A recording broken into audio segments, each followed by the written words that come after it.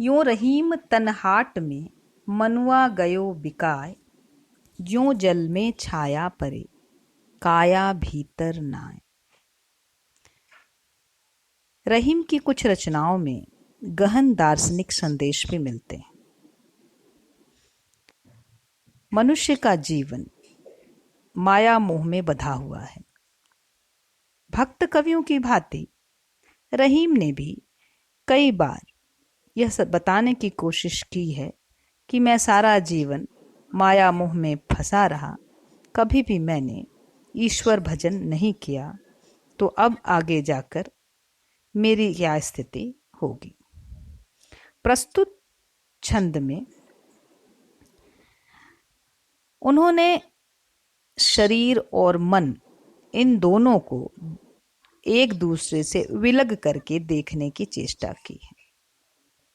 वे कहते हैं, एक उनका दोहा है जिसमें रहीम कहते हैं, को रहीम जाहि काहू के द्वार गए पछताए, कि मैं समझ नहीं पाता हूं कि कहु रहीम कैतिक गई बिहाय, माया ममता मोह परी अंत चले पछताए। कितना था, कितना बीत गया, लेकिन अंत में मुझे पछताना पड़ा या पछताना पड़ सकता है।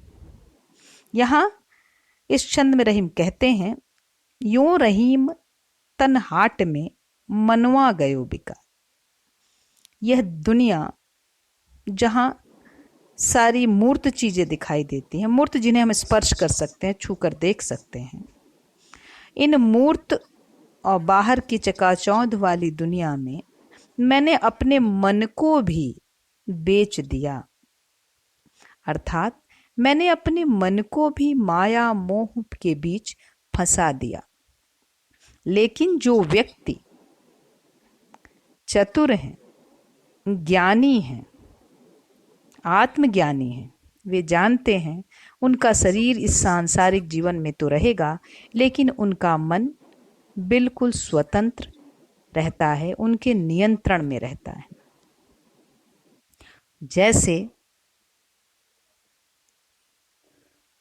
जल में छाया परत, जल में, दूसरी पंक्ति में कहते छाया परे काया भीतर नाय। जैसे जल में यदि आपकी परछाई दिखाई दे तो इसका तात्पर्य यह नहीं है कि आपका शरीर जल से भीग गया है। उसी प्रकार इस संसार के बीच रहते हुए भी, सांसारिक जीवन में अपने कर्तव्यों को पूरा करते हुए भी व्यक्ति अगर चाहे तो इन सबसे निर्लिप्त रह सकता है। जैसे मनुष्य की छाया जल में पड़ेगी तो देखने में तो ऐसा प्रतीत होगा कि वह जल से में भीग रहा है, किंतु वास्तव में वह जल के बाहर खड़ा रहता है और उसकी छाया जल में पड़ती है। रहीम ने एक अन्य छंद में यह भी कहा है, जो रहीम मन हाथ है तो तन काहू नहीं किन जाए। रहीम कह रहे हैं कि जो तुम्हारा मन अपने हाथ में है तो शरीर कहीं भी क्यों न जाए। जल में जो छाया परे काया भी जतनाए।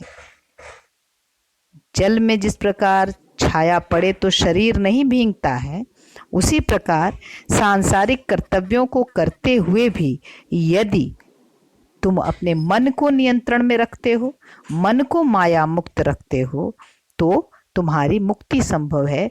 तुम इस संसार से में रहते हुए भी इस संसार से मुक्त और निर्बंध रह सकते हो।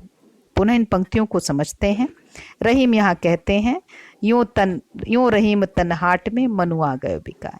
मैं क्या करूं, इस शरीर के बाजार में मेरा मन ही बिक गया। अर्थात मैं शरीर की माया में अपने मन को भूल गया, उसे बेच दिया और ये नहीं सोचा कि मन की तृप्ति कभी नहीं हो सकती। जिस तरह छाया को जल में दिखने से शरीर नहीं भीगता, उसी तरह शरीर की तृप्ति से मन तृप्त नहीं होता। अर्थात व्यक्ति को अपने मन अर्थात इंद्रियों को अपने नियंत्रण में रखना चाहिए, ताकि वह जीवन जीने की सही कला सीख सके। यह दोहा छंद है, इसमें दार्शनिक बातें उन्होंने कही हैं और यहाँ पर भी दृष्टांत अलंकार है अंतिम दो पंक्तियों में। जहां वो बता रहे हैं कि जल में छाया पड़ने से छाया भी नहीं भींगती और काया भी नहीं भींगती। धन्यवाद।